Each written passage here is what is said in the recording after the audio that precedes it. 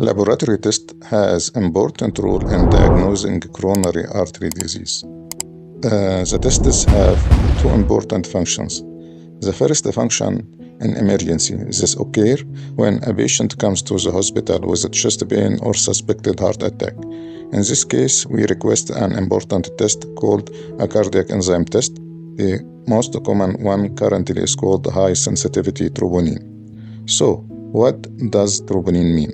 Troponin is a protein found inside heart muscle cells.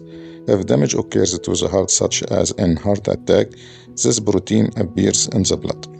We can then measure it with a test and determine if there is a heart problem.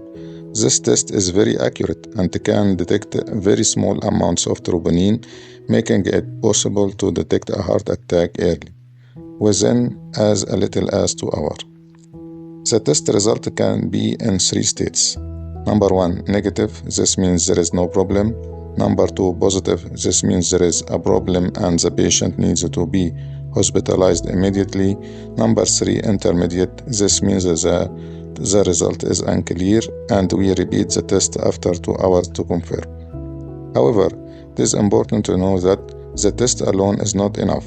We also need an electrocardiogram and a physical examination. Why? To differentiate between an infarction and angina. Also because troponin can be elevated in other diseases such as kidney failure, myocarditis, sepsis. This means that the test helps, but it isn't the final decision. The other important function of test, we also use the tests to determine does the patient have risk factors for heart disease such as high cholesterol or diabetes.